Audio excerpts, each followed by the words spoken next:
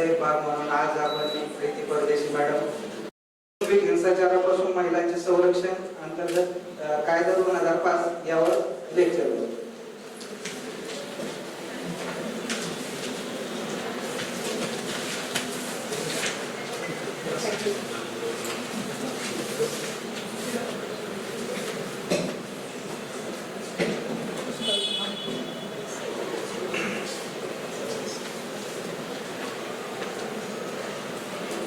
नमस्कार. आवाज येतोय ना? सर्वप्रथम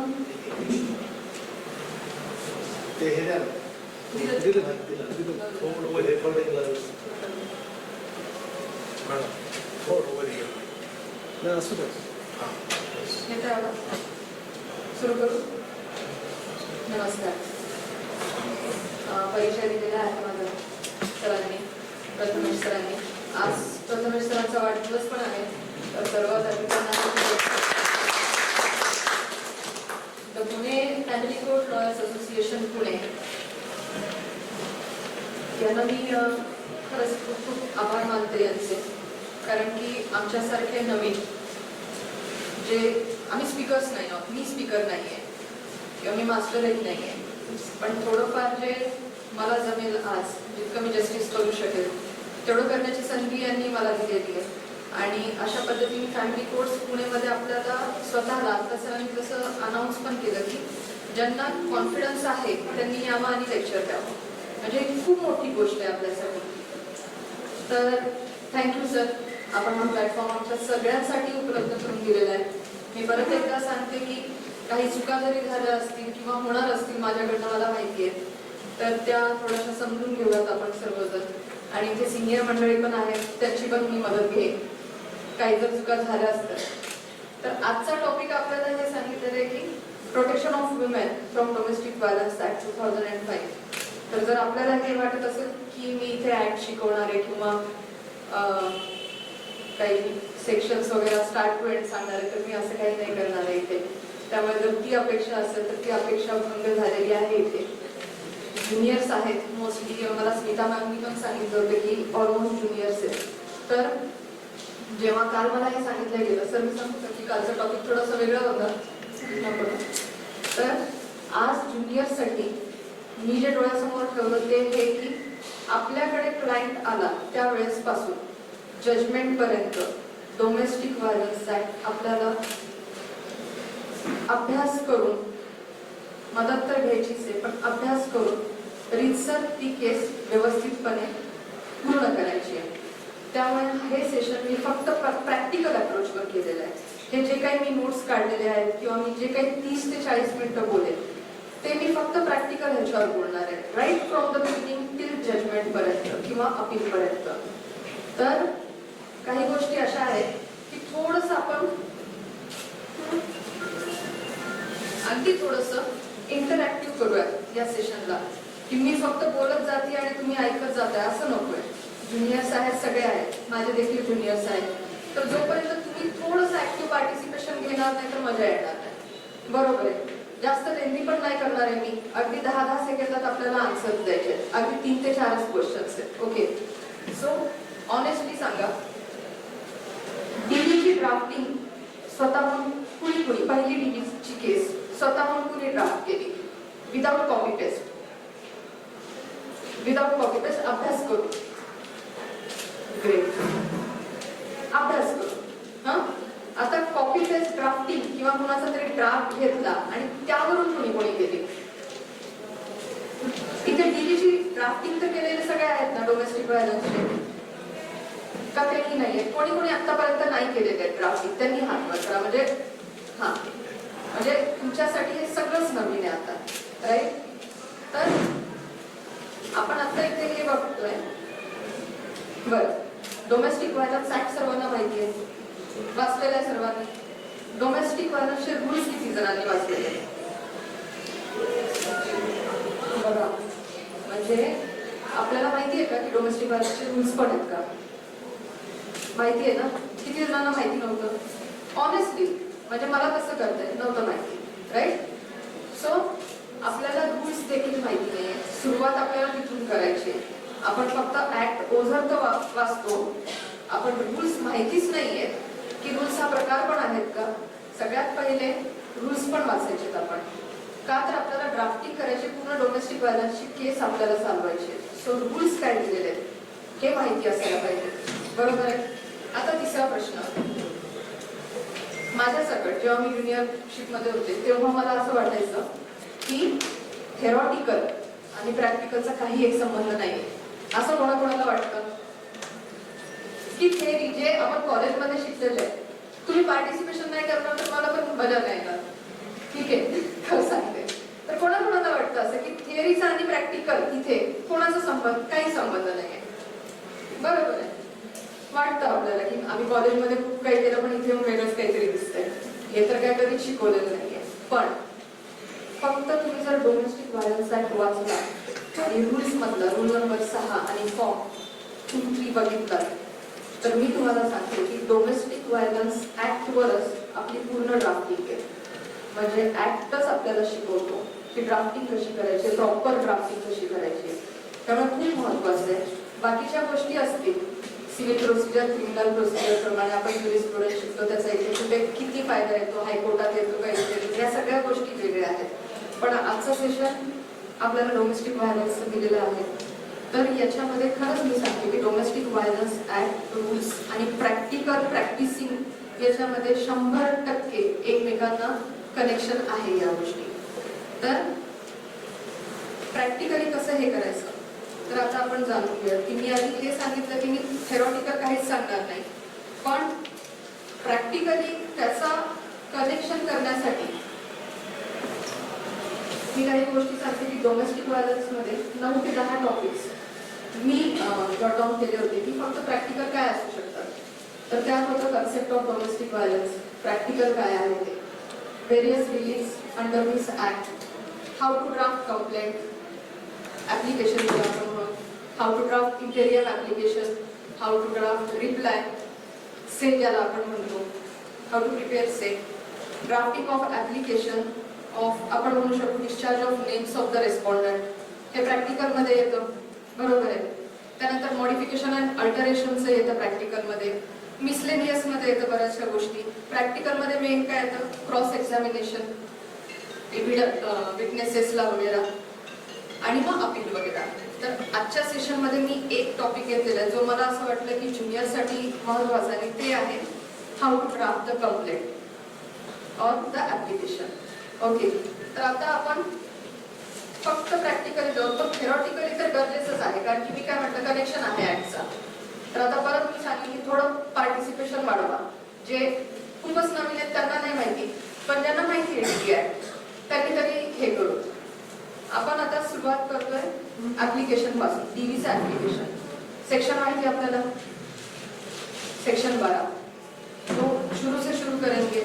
सगळ्यात आपण आता डोळ्यासमोर ठेवूया, आपल्या समोर डीव्हीचं पिटिशन आहे. तर सुरुवात कुठून होईल, डीव्हीच्या पिटिशनची सुरुवात कुठून होईल, आपण टाईप करतो, लिहितो. हिस्ट्री, अजून पार्टीज, अजून सेक्शन्स,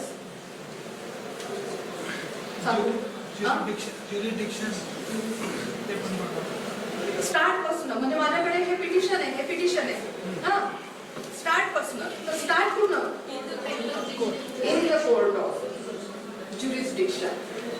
सो स्टार्ट पासून शुरू से शुरू करेंगे म्हटलं तर वर काय, in the court of honourable, JMFC पर्यंत कन्फर्म, पण त्याच्या पुढे jurisdiction start, Pune, PMC, Khadki जे आहे ते. सो आता प्रॅक्टिकल नंतर आलं, सेक्शन कोणता राहतोय वाचण्यासाठी, सेक्शन 27, बरोबर आहे. सेक्शन 27 ज्युरिस्डिक्शन सांगतं. तर in the court of so and so, so and so, त्याच्यासाठी आपल्याला कोणता सेक्शन बघावं लागणार आहे, ज्युरिस्डिक्शनचा, सेक्शन 27. आता जे मॅरेज पिटिशन्स वगैरे फाईल करतात ते लगेच सांगतील मला की आपल्या डिवोर्स वगैरे दाखल करण्यासाठी काय ज्युरिस्डिक्शन आहे, कुठे कुठे आपण दाखल करू शकतो. हा, पण कुठे कुठे, की जिथे लग्न झालं तिथे, आणि लास्ट जिथे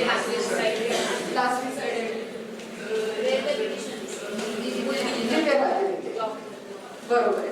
आता BV मध्ये स्पेशल काय माहिती येते, सेक्शन 27 लिहून घ्या वाटलं सर, सब क्लॉज 1A आणि सब क्लॉज 1B. काय सांगते हे सब क्लॉज 1A आणि सब क्लॉज 1B?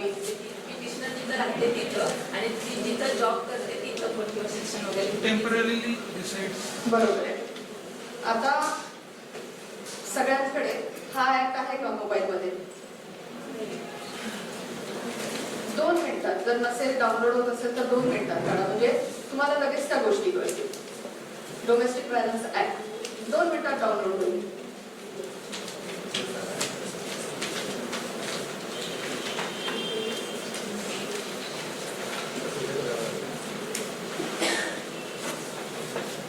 नसेल होत तर 2 मिनिटांनी मी वाचेन, पण झालं तर माझ्यासोबत तुम्हीही वाचू शकाल.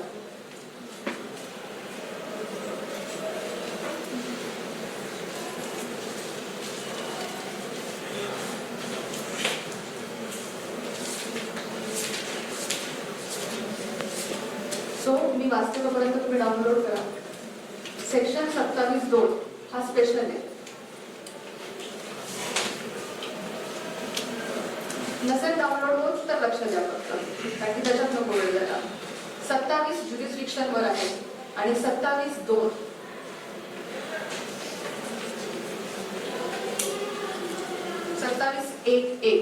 हा मी वाचते. The court of judicial magistrate of the first class or the metropolitan magistrate, as the case may be, within the local limits of which A काय सांगतो, the person agreed permanently or temporarily resides, आणि आता special पुढे काय दिलेलं आहे, or carries on business or is employed. त्याचं जिथे बिझनेस असेल किंवा ते जॉबला असतील, एम्प्लॉयड असतील. आणि बी काय सांगतो, द रेस्पॉन्डंट रिसाइड्स, ओके नॉर्मल आहे. पुढे त्याचंही काय सांगितलेलं आहे, or carries on the business or is employed. So आता प्रॅक्टिकल आपण सेक्शनवर आलो.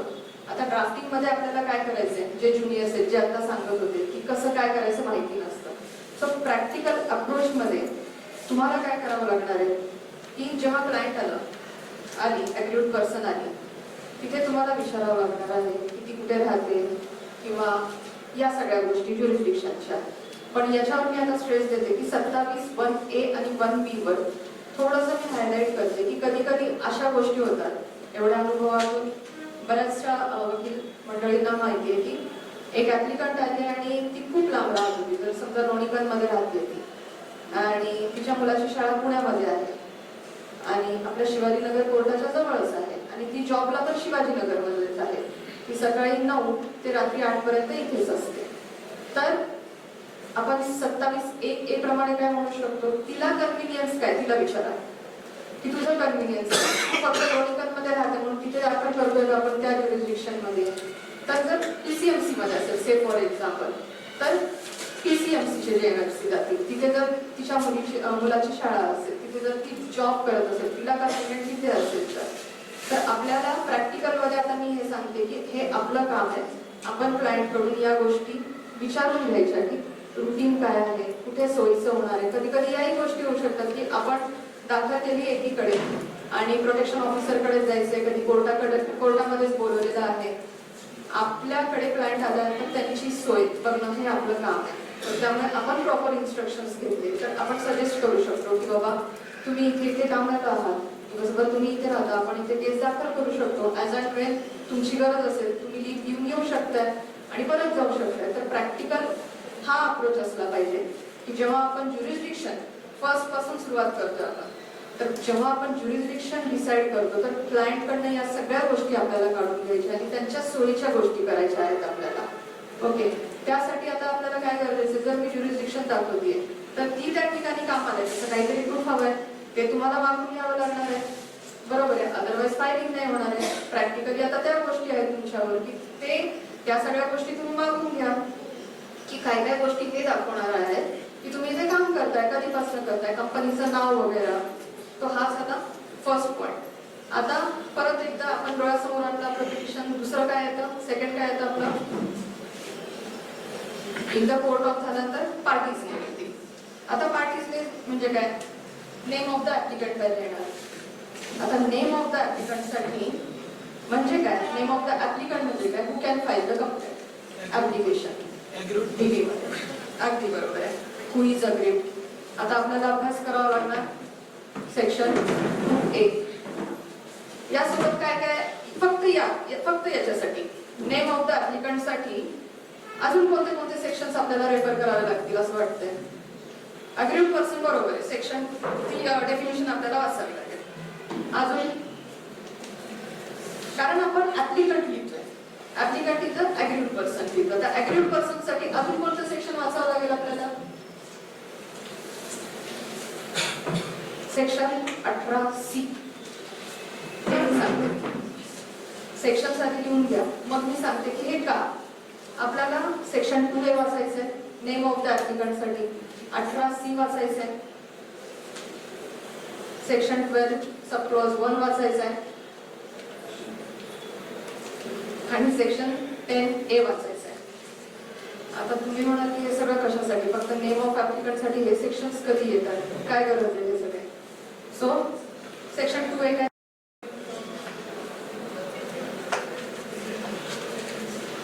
आपण फक्त नेम ऑफ ऍप्लिकंट वर आहे. 2A आहे अग्रीड पर्सन. बरोबर आहे. तर अग्रीड पर्सनची व्याख्या काय दिलेली आहे? Any woman. Agreed person means any woman who is or has been in a domestic relationship with the respondent and who alleges to have been subjected to any act of domestic violence by the respondent. तर माझ्याकडे जर एक महिला आली तर मी फक्त 2A वाचेल. Agreed person कोण आहे? महिलाचे डिटेल्स घेईन. प्रॅक्टिकल मध्ये गेलो आपण. पण आता 18C काय म्हणतं? अग्रीड पर्सन फक्त महिला होऊ शकते का? चाइल्ड होऊ शकतं. चाइल्ड 18C मध्ये तुम्हाला बघावं लागेल की 18C काय सांगतं. कारण की नेम ऑफ द ऍप्लिकंट लिहायचं आहे आपल्याला. 18C काय आहे? रिलेव्हंट पोर्शन वाचते फक्त. 18 आहे प्रोटेक्शन ऑर्डर. पण आता त्याच्यात काय दिलेलं आहे? एंटरिंग प्रोटेक्शन रेस्पॉन्डंट पासून entering the place of employment of the aggrieved person or if the person aggrieved is a child. Agreed person म्हणजे ऍप्लिकंट. कोण दिलाय? चाइल्ड. मग प्रॅक्टिकली तुम्हाला काय करायचं? डिटेल्स घ्यायचे क्लायंट कडून. चाइल्ड आहे, वय किती आहे, कोण आहे, आता तो कुणाच्या कस्टडीमध्ये आहे, कधीपासून आहे, त्याची बर्थ डेट, ऍप्लिकंटचे जसे आपण डिटेल्स घेतो ते. आणि मोर ओव्हर खूप इम्पॉर्टंट आपण काय घेणार की त्याची गार्डियन कोण आहे तेही तुम्हाला डिटेल्स घ्यावे लागतील. आता नेम ऑफ द ऍप्लिकंट मध्ये तिसरं सेक्शन काय वाचायचं आहे? 12(1). सेक्शन 12(1) काय सांगतो? फक्त नेम ऑफ द ऍप्लिकंट साठी हे 4 सेक्शन आले. आता 12(1) काय? 12 काय सगळ्यांना माहिती आहे. ऍप्लिकेशन टू द मॅजिस्ट्रेट आहे. बरोबर आहे. आणि नेम ऑफ द ऍप्लिकंटचा काय संबंध आहे याच्यामध्ये? Any idea? Any person on behalf of agreed person. Exactly. आता 12(1) मध्ये काय सांगितलेलं आहे की an aggrieved person or a protection officer or any other person on behalf of the aggrieved person. तर सगळ्यांना माहिती आहे. अज्युमिंग दॅट की तुम्हाला सगळ्यांना सेक्शन तुम्ही वाचून घ्या. आता आपण फक्त प्रॅक्टिकल बोलतोय म्हणून इथे काय येते? or any other person on behalf of the aggrieved person may present an application to the magistrate seeking one or more relief present. मग एनी अदर पर्सन मध्ये तुम्हाला त्यांचे डिटेल्स घ्यावे लागतील. आई आहेत, वडील आहेत, रिलेटिव्ह आहेत, नेबर्स आहेत. अगेन प्रॅक्टिकल मध्ये आपण आलो. हा सेक्शन इथे वाचला आणि प्रॅक्टिकल मध्ये तुम्ही कोणाचे डिटेल्स घेणार की अग्रीड पर्सनच्या बिहाफ मध्ये तिला नाही जमत आहे तर कोण रिलेटिव्ह आहे, त्याचं रिलेशनशिप काय आहे, एज काय आहे, कुठे राहतात हे डिटेल्स आले. म्हणजे ऍप्लिकंट इथे प्रॅक्टिकली आपल्याला करण्यासाठी आपल्याला वाचायला 4 सेक्शन्स लागणार आहेत. प्रॅक्टिकली आपल्याकडे क्लायंट आला तर या गोष्टी आपल्याला डोक्यात ठेवाव्या लागणार आहेत. ओके, पुढे जाऊया. त्याच्यानंतर कोण येतं? रेस्पॉन्डंट. इथे सॉरी एक सेक्शन राहिला. Section 10A. आता परत आपण नेम ऑफ द ऍप्लिकंट मध्येच आहोत. आता आपण सेक्शन 10 काय? सर्व्हिस प्रोव्हायडर बद्दल बोलतो. तर आता जसं आपण हे बघितलं की or any other person on behalf of the aggrieved person can file. So आपल्याला हे माहिती आहे की डोमेस्टिक व्हायलन्सची कंप्लेंट सर्व्हिस प्रोव्हायडर देखील करू शकतो. So again come to practical approach. Service provider कोण आहे? से फॉर एक्झाम्पल जर एनजीओ आहे, एनजीओचे डिटेल्स घ्या, कधी रजिस्टर झाले घ्या, बरं कुठे आहे ते घ्या. एवढ्यावर थांबणार आहे का? आपल्याला प्रॅक्टिकल मध्ये काय घ्यायचं की सर्व्हिस प्रोव्हायडर किंवा एनजीओला कसं कळालं, कुठून कळालं, कोणत्या एव्हिडन्सवर त्याने रिलाय झाल्यानंतर ही कंप्लेंट फाईल केलेली आहे on behalf of agreed person. तुम्हाला हे सगळे डिटेल्स घ्यावे लागतील. अदरवाईज फक्त कुणीतरी एनजीओ तर्फे तुम्ही करताय आणि तुम्ही प्लीडिंग्सच करत नाही आहात, तर हे योग्य नाहीये. त्यामुळे एनजीओ बद्दल तुम्हाला काय काय घ्यावं लागेल की कोण आहे ऍप्लिकंट, त्यांच्यापर्यंत ही माहिती कोणी दिली, एव्हिडन्सेस त्यांना कुठून मिळाले, नेबर्स आहेत तर त्यांचे तुम्हाला डिटेल्स. पण ऍप्लिकंट ते प्लीडिंग मध्ये येईल, पण ऍप्लिकंटच्या वेळेस सर्व्हिस प्रोव्हायडरचे डिटेल्स तुम्हाला हवे ते सगळे, तर ते तुम्हाला काढायचे. आता आपण रेस्पॉन्डंट करू. रेस्पॉन्डंट मध्ये कोणते सेक्शन्स येतील आता परत वाचण्यासाठी आपल्याला? तर 2F आणि 2S. तर 2Q तर कळतं आपल्याला की 2Q आहे, बरोबर आहे, ठीक आहे, मेक सेन्स की रेस्पॉन्डंट्स मीन्स टू, मला जर प्रॅक्टिकली करायचे तर. पण मग 2F आणि 2S का? तर 2Q जर तुम्ही वाचलात, तुमच्याकडे जर असेल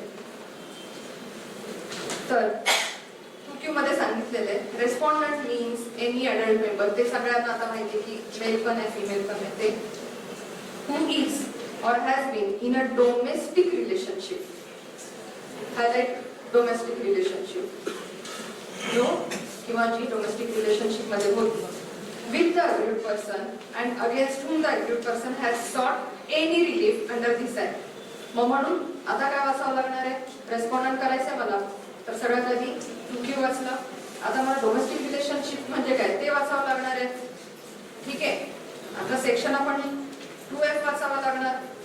डोमेस्टिक रिलेशनशिप पण पाहिजे जर मला रेस्पॉन्डंट बनवायचं. हे सगळं प्रॅक्टिकल साठी करतोय आपण. मला ज्याला रेस्पॉन्डंट बनवायचंय त्याच्यासाठी मला डोमेस्टिक रिलेशनशिप मध्ये अग्रीड पर्सन होती का नाही हे वाचावं लागणार आहे.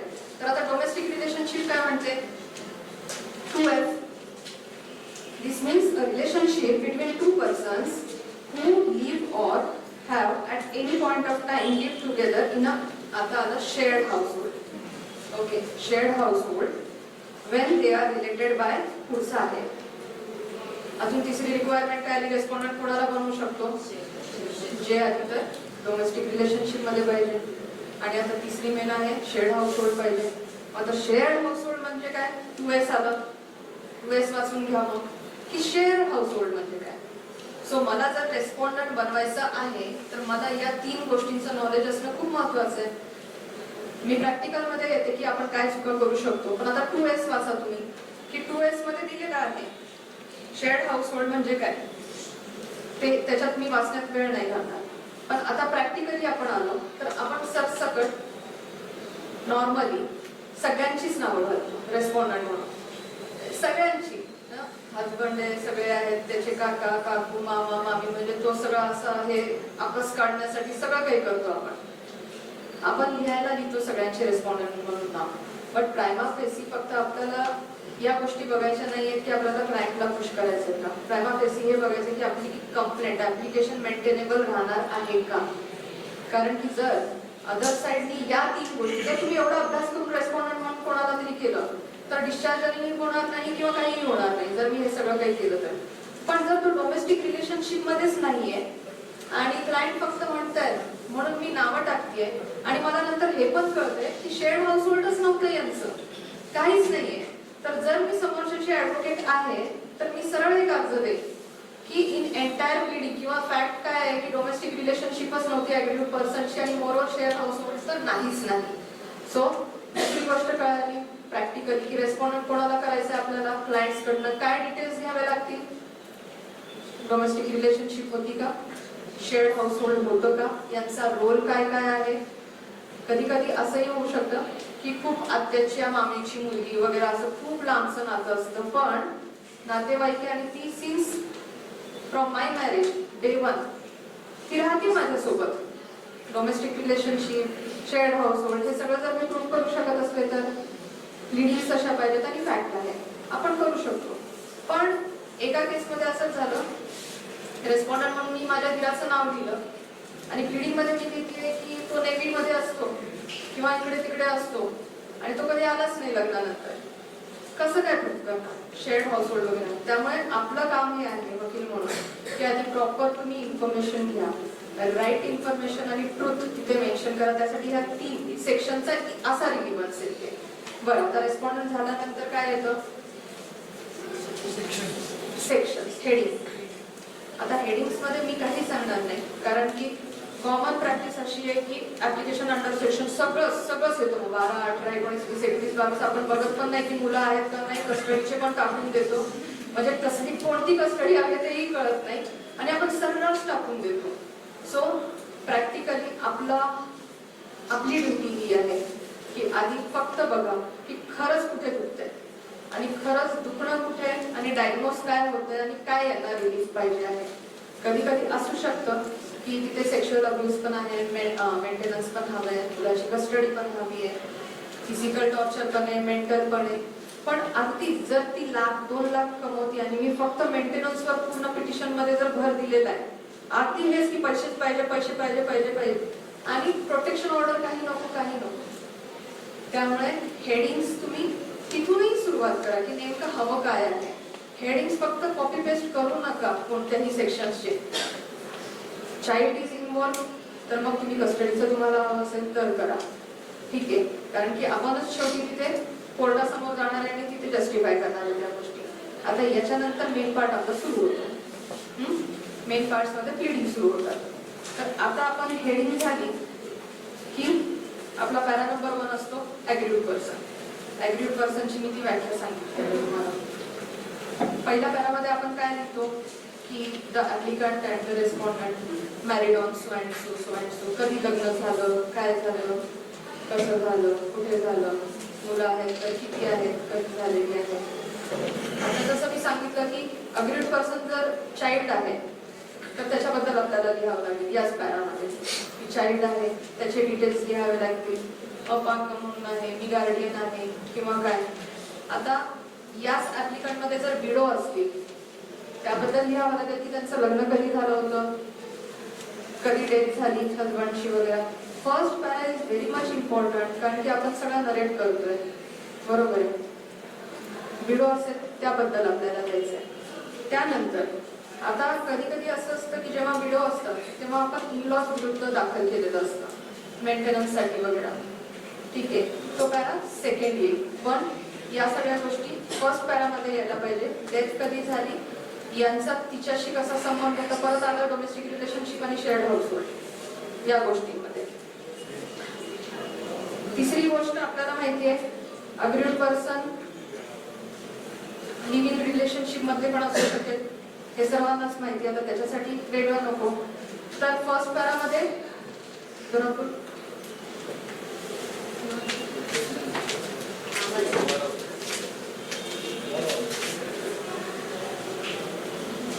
आवाज येतोय का मागे? आवाज येतो ना.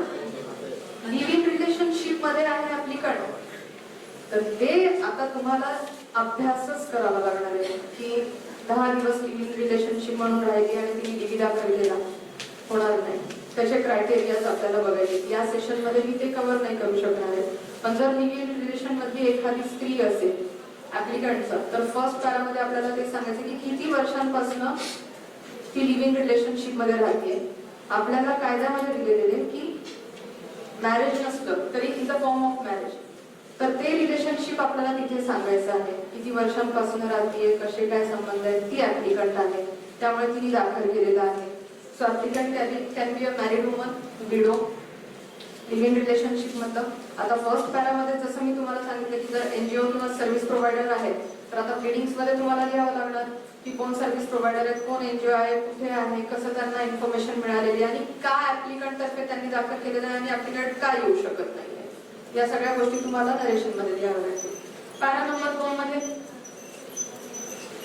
हु इज रेस्पॉन्डंट, आपण रिलेशनशिप लिहित असतो ते लिहून घ्यायचं की पॅरा नंबर 2 काय असणार आहे नेहमी की रेस्पॉन्डंट कोण कोण आहे. तर आपण ती डेफिनेशन बघितली, पण आता इथे तुम्हाला रिलेशनशिप घ्यायची आहे की सगळे रेस्पॉन्डंट कोण कोण आहेत, लग्नाच्या पहिल्या दिवसापासून राहत आहेत, किती वेळ राहिलेले आहेत, शेअर्ड हाऊसहोल्ड कसं आहे, त्यांचं इन्व्हॉल्वमेंट कसं आहे. या सगळ्या गोष्टी तुम्हाला रेस्पॉन्डंट बद्दल, फक्त रेस्पॉन्डंट बद्दल मी लिडिंग हे नाही सांगते, फॅक्ट्स नाही सांगते, फक्त रेस्पॉन्डंट बद्दल घ्यायचं सांगते. जर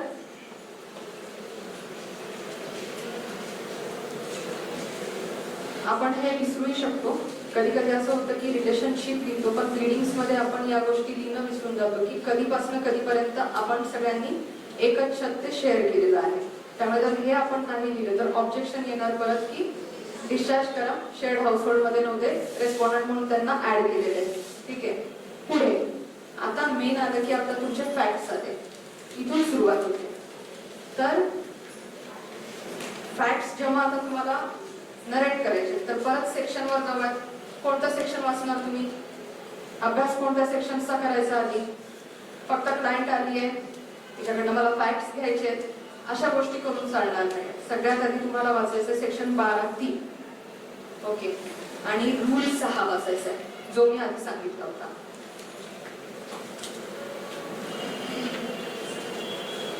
वाचून घ्यायचं. क्लायंट येणार आहेत नाही येणार आहेत आपल्या नॉलेजमध्ये हा ऍडिशन आहे. 12(3) काय? 12 काय आहे? Application to magistrate. 12(3) काय आहे? एव्हरी ऍप्लिकेशन अंडर सबसेक्शन 1 म्हणजे 12चा 1 shall be in such a form and contain such particulars as may be as prescribed or as nearly as possible thereto. Okay, तर आता हे फॉर्म कोणाला माहितीच नव्हतं की रूल आहेत, रूल्स मध्ये फॉर्म दिलेले आहेत. बरोबर आहे. कधीतरी तुम्ही बघा की कंप्लेंट कशी असावी हे या फॉर्म मध्ये दिले. आता आपण जर रूल 6 बघितला थोडक्यात, कारण की आपल्याला आता फॅक्ट्स नरेट करायचे आहेत त्यामुळे रूल्स माहिती पाहिजे. मग रूल कोणता माहिती पाहिजे? रूल 6 माहिती पाहिजे. 6 काय सांगतो थोडक्यात सांगते मी. The protection of women from domestic violence rules 2006 याचा 6 नंबरचा rule applications to the magistrate म्हणजे सेक्शन 12 इथला ऍक्टचा आणि सेक्शन रूल 6 रूल्सचा. एव्हरी ऍप्लिकेशन एकच नंबर आहे. Every application of the aggrieved person under section 12 act मधला शॅल बी इन फॉर्म 2 लक्षात ठेवा, or as nearly as possible thereto. आता फॉर्म 2 काय हा कधी पाहिलाच नाही आपण. फॉर्म 2 हा इतका व्यवस्थितपणे दिलेला आहे की आपण कंप्लेंट कशी ड्राफ्ट करायची, आता मे बी तुमच्याकडे नसेल, अशा सगळ्या गोष्टी दिलेल्या आहेत की तुमची complaint right from the beginning कशी असायला पाहिजे, इन द कोर्ट ऑफ पासूनची ती कशी कशी असायला पाहिजे. ती जर तुम्ही हा फॉर्म जर तुम्ही गो थ्रू केला तर त्याच्यात लिहिलेलं आहे डिटेल्स ऑफ अग्रीड पर्सन. जसं मी तुम्हाला सांगितलं, रेस्पॉन्डंटचं सांगितलं, जर चाइल्ड आहे किंवा चिल्ड्रेन आहेत त्यांचे डिटेल्स तुम्हाला लिहायचे आहेत. फॅक्ट्स इथून प्लिडिंग्स इथून सुरुवात झाल्या तुमच्या आणि अशाच असायला पाहिजे. तिसरं काय, मुलं असतील तर त्यांच्याबद्दल सांगायचं आहे. आणि मग आपलं सुरुवात झालं की इन्सिडन्सेस ऑफ डोमेस्टिक व्हायलन्सेस. आता त्याच्यासाठी तुम्हाला काय अभ्यास करावा लागेल? सेक्शन 3. सेक्शन 3 काय सांगतो? सगळ्यात महत्वाचा सेक्शन आहे.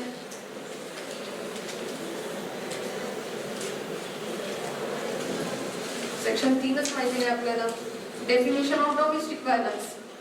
जर मला व्हायलन्स कसा आहे हे जर मला नरेट करायचं आहे तर तुम्हाला आधी हे माहिती असायला पाहिजे की फिजिकल व्हायलन्स कशाला म्हणतात, मेंटल अँड इमोशनल कशाला म्हणतात, इकॉनॉमिक कशाला म्हणतात, वर्बल कशाला म्हणतात. तर सगळ्यात आधी हे सेक्शन्स. आता थेरॉटिकल आपण गेलो की जर मला फॅक्ट्स लिहायचे सेक्शन 3 तुम्हाला अभ्यासच करावा लागणार आहे कारण की खूप डिटेलमध्ये आहे. हा इतका वाईड स्कोपचा आहे की आपण विचारही करू शकत. त्या गोष्टी मी वाचत नाही, फक्त 3 सब क्लॉजेस मला वाचून टाकायचे. डेफिनेशन ऑफ डोमेस्टिक व्हायलन्स तुम्हाला हे लक्षात ठेवायचं आहे. For the purposes of this act any act थोडंसं आपण इथे लक्ष देऊ. आपण फक्त ज्या गोष्टी रेस्पॉन्डेंट करतो त्यालाच आपण म्हणतो डोमेस्टिक व्हायलन्स, पण इथे काय आहे ओमिशन पण आहे. ज्या गोष्टी करत नाही which may amount to violence, right, त्याही गोष्टी आपल्याला लक्षात घ्यायच्या. ओमिशन और कमिशन और conduct of respondent shall constitute domestic violence in case, आणि मग पुढे या सगळ्या गोष्टी दिलेल्या आहेत. ओके, बट आता याच्यात तुम्हाला काय बघायचं आहे? क्लायंट कडनं फिजिकल अब्यूज म्हणजे काय झालं तुझ्यासोबत विचारावं लागेल ना, नेमकं काय झालं विचारा. विचारायचंच असतं. फक्त कुठून तरी कॉपी पेस्ट केलेलं आहे, मारहाण झाली, एक लाईनीत लिहिलं की ही शिवीगाळ केली, अशी मारहाण झाली. पण प्रत्येक फॅक्ट वेगळी आहे, प्रत्येक क्लायंट सोबत इन्सिडन्सेस वेगळे झालेले असतात. सो फर्स्ट फिजिकल अब्यूज मध्ये तुम्हाला हे विचारावं लागणार की खरंच फिजिकल अब्यूज झाली तर कशा प्रकारची झाली, कधी कधी झाली. इन्सिडन्सेस तुम्हाला विचारावं लागणार. सेक्शुअल अब्यूज मध्ये तुम्हाला सगळे इन्सिडन्सेस नरेट करावे लागतील विचारून, सगळ्या गोष्टी. मेन आता तिसरा आहे वर्बल. जर तुम्ही बघितलं sub clause 3 verbal and emotional abuse. Now I would suggest की जर आपण हे सर्वच लिहित असतो, शिवीगाळ केली, मारहाण केली, या 2 गोष्टी लिहित असतो, पण प्रत्येकाच्या आयुष्यामध्ये रेस्पॉन्डंट वेगळाच असतो, शिवी वेगळीच असते. तुम्ही तिथे जर होत असेल नमूद करा की इन्सिडन्सेस कसे कसे कोणासमोर झालेले आहेत. वर्बल अब्यूज म्हणजे काय, फक्त हे तुम्ही वाचाल किंवा वर्बल अब्यूज इन्क्लूड्स इन्सल्ट्स. तुम्ही काय लिहिता, अर्धधाऱ्यांचा अपमान केला. अपमान काय केला, पण कोणते वर्ड्स वापरले, या सगळ्या गोष्टी तुम्हाला तिथे नमूद करायच्या आहेत. सेक्शुअल अब्यूज तुम्ही हे लिहिला, बघितलं हा ठीक आहे, humiliates, degrades, otherwise violates dignity of woman. आपण सरळ काय लिहितो की या गोष्टीमुळे बस जाब देणार यांनी तिचा पाणउतारा केला, सेक्शुअल अब्यूज. हे साबित होणार नाही. त्यामुळे प्रत्येक वेळेस मी हे सांगते की क्लायंटकडनं अप टू डेट इन्फॉर्मेशन घ्या. फॅक्ट्स आला या सगळ्या गोष्टी. आता मी तुम्हाला सांगितलं की या फॅक्ट्स नरेट करण्यासाठी आपल्याला कोणते कोणते सेक्शन्स वाचावे, परत एकदा रिपीट करते. सेक्शन 12(3), रूल 6, सेक्शन 3, फॉर्म 2 बघावा लागेल की फॉर्म 2 मध्ये काय काय लिहिलेलं आहे त्या पद्धतीने. ओके, तर या पद्धतीने आपल्याला हे फॅक्ट्स नरेट करायचे. फॉर्म 2 आपल्याला बघायचा आहे आणि त्यासोबतच फॉर्म 3 पण एकदा बघून घ्यायचा आहे आपल्याला, रूल्स मधला जो आपल्याला दिलेला आहे. आपल्याला प्लीडिंगच्या साठी फॉर्म 2 आणि फॉर्म 3 खूप महत्वाचा आहे बघणं. एकदा गो थ्रू करायचा तो आणि त्याप्रमाणे आपल्याला प्लीडिंग्स लिहायचे आहेत प्रॅक्टिकली. ओके, आता या सगळ्या गोष्टी झाल्या, प्लीडिंग झालं, सगळं काही झालं. काय राहिलं फक्त आता, तर शेवटचे क्लॉजेस. प्रेयरच्या आधी आपल्या इथं cause of action, limitation, jurisdiction. Cause of action मध्ये जीस्ट लिहा. म्हणजे मी हे सजेस्ट करेन की कॉज ऑफ ऍक्शनच्या पूर्वी सगळं काही हे जीस्ट लिहा की या पद्धतीने झालं म्हणून वर्बल अब्यूज झाला, या पद्धतीने झालं म्हणून फिजिकल अब्यूज झाला. त्यामध्ये हे पण लिहा कधी डॉक्टरांकडे गेले होते, हे फिलिंग्स तुम्हालाच काढाव्या लागतील शोधून. या गोष्टी झाल्या म्हणून सेक्शुअल अब्यूज झाला. एक केस अशी होती की खरंच ती केस अशी होती की सेक्शुअल अब्यूज खूप वाईट प्रमाणात झाला होता, पण लाजून किंवा घाबरून ऍप्लिकंट कधीच 14 ते 15 वर्षांमध्ये कधीच मेडिकल तिने केलेला नव्हता. पण तिचं असं म्हणणं होतं की अख्खं पिटिशन त्याच्यावरच फक्त हे करायचं. मग मेंटेनन्स राहिला बाजूला, प्रोटेक्शन ऑर्डर राहिली बाजूला. तर जेव्हा आता परत आपला रोज येतो प्रॅक्टिकली की आपल्याला माहिती आहे कोणत्या गोष्टीला किती वेटेज द्यायचं आहे, कोणती गोष्ट जर तुम्ही पूर्ण पिटिशन 90% हेच बोलत राहिला, ज्याच्यासाठी काहीच पुरावा नाही किंवा काहीच करू शकत नाही आणि 10% फक्त सांगितलं शेवटी की मला मेंटेनन्स पाहिजे. आपल्यालाही माहिती की जर आपण डोमेस्टिक व्हायलन्स प्रूव्ह नाही करू शकलो तर आपल्याला मेंटेनन्सही नाही मिळणार आहे. तर या गोष्टी पण तुम्हाला अभ्यास करावा लागेल. आता कॉज ऑफ ऍक्शन मध्ये जसं मी सांगितलं तर ह्या सगळ्या गोष्टी इन जीस्ट लिहा पॅरामध्ये आणि मग या लास्टच्या पॅराज येतात की कॉज ऑफ ऍक्शन कधीपासून सुरू झाली, कशी कशी ती पुढे वाढत गेली, आतापर्यंत कंटिन्यू कशी आहे. ज्युरिस्डिक्शन क्लॉज, त्याच्यात महत्वाचं मला हे सांगायचं की जो सगळ्यात पहिले होता की आज मी या कोर्टासमोर का दाखल करतेय ते व्यवस्थित लिहावं लागेल की ऍप्लिकंट इथे राहतीये का जॉबला आहे का समोरचा राहतोय तो जॉबला आहे, हे तुम्हाला ज्युरिस्डिक्शन क्लॉज मध्ये लिहावं लागेल. कोर्ट फी माफ आहे त्यामुळे तो क्लॉज तर लिहावाच लागेल, पण कोर्ट फी माफ आहे. आणि शेवट आला तर रिलीफ. तर रिलीफ साठी कोणते सेक्शन वाचाल, सिंपल आहे 18 ते 22. ज्याला जे रिलीफ हवे आहे, परत मी तेच सांगते की फक्त सरसकट आपण लिहिलेलं आहे म्हणून कॉपी पेस्ट करून चालणार नाही. खरंच मला मेंटेनन्स हवंय, खरंच प्रोटेक्शन ऑर्डर हवी आहे, रेसिडेन्स ऑर्डर नकोय, तो सेक्शन वगैरे रिलीफ. त्याच्यासाठी 18 ते 22 खूप चांगल्या पद्धतीने तुम्हाला अभ्यास करावा लागणार आहे की प्रत्येक हेडिंग अंडर तुम्हाला खूप काही गोष्टी मागू शकता तुम्ही, पण त्यांच्यापैकी सगळ्याच मागायची गरज आहे का हे पण आपल्यावर डिपेंड आहे. त्यामुळे प्रॅक्टिकली आपल्याला ते बघायचं आहे की एखादी जर क्लायंट आली आणि तिला रेसिडेन्स ऑर्डर मध्ये नेमकं काय पाहिजे, खूप मारहाण होती आणि जर तुम्ही म्हणताय की हा कायदा हे पण देतो की तू परत शेअर हाऊसहोल्डमध्ये राहा, मी हे लिहिते की परत तुझा, असं नाहीये ना. भाड्याच्या घरी राहण्याचे प्रोव्हिजन आहे, ते तुम्ही तिला सजेस्ट करू शकताय. तर या सगळ्या गोष्टी प्रॅक्टिकलसाठी आधी आपल्याला हे सेक्शन्स मदत करणार आहेत. त्यामुळे मी जसं सांगितलं की हा ऍक्टच आपल्याला प्रॅक्टिकल ड्राफ्टिंगसाठी आणि केस अख्खी चालवण्यासाठी हा ऍक्ट इज सफिशियंट. आणि कोणत्या कशासाठी कोणते सेक्शन्स आहेत हे मी तुम्हाला सांगितलंय, कशा ते कनेक्टेड आहेत. सो याचा सगळा अभ्यास करून आपल्याला या सेक्शन्सचा, आणि सगळ्यात महत्त्वाचं आहे की एकदा आपल्याला फॉर्म 2 बघून घ्यावाच लागणार आहे. कारण की एखाद्या केसमध्ये असंही होऊ शकतं की या फॉर्म प्रमाणे ऑब्जेक्शन घेण्यासाठी म्हणा, या फॉर्म प्रमाणे ही कंप्लेंट नाहीये असं ऑब्जेक्शन घेऊ शकतं कोणी पण. कारण की कायदा सांगतो, जसं मी वाचून दाखवलं की नियरली ॲज पॉसिबल सांगितलं, ऍटलीस्ट तेवढं तरी आपण करू शकतो ना. त्याच्यासाठी आपल्याला हे नॉलेज आज जर कळालं आपण ते त्याप्रमाणे आपण ड्राफ्टिंग आणि फायलिंग करू. सो या सगळ्या गोष्टी झाल्या आणि शेवटी असतं व्हेरिफिकेशन. आता यापेक्षाही महत्वाचं आहे की आताच्या ह्याच्याप्रमाणे रजनीश वर्सेस नेहाप्रमाणे आपण जेव्हा फायलिंग करतो तेव्हा असेट्स अँड लायबिलिटी ॲफिडेव्हिट देखील आपल्याला दाखल करावं लागतं. त्याचा फॉर्मॅट देखील दिलेला आहे. त्याच्यातही खूप चुका होतात किंवा आपल्या मनानेच काही प्रोजेक्ट डिलीट वगैरे केले जातात. प्रॅक्टिकली तसं काहीही करू नका. तो फॉर्मॅट बघा कसं काय आहे. जिथे नॉट ॲप्लिकेबल आहे तिथे नॉट ॲप्लिकेबल करा, पण तो फॉर्मॅटच चेंज नका करू तुम्ही. त्याचाही अभ्यास आपल्याला करावाच लागणार आहे. सो अशा पद्धतीने आत्ताचं हे जे सेशन जे 9-10 टॉपिक्स होते प्रॅक्टिकल पैकी की रिप्लाय कसा फॉर्म करा वगैरे वगैरे, आज मी हा टॉपिक निवडला होता की ॲप्लिकेशन कसं बनवावं अकॉर्डिंग टू द ॲक्ट. मला असं वाटतं की थोडंफार मी हेल्प करू शकलेली असेल आपल्या सर्वांना. थँक्यू अगेन थोडे सर, प्रथम सर, त्यांनी मला ही संधी दिली.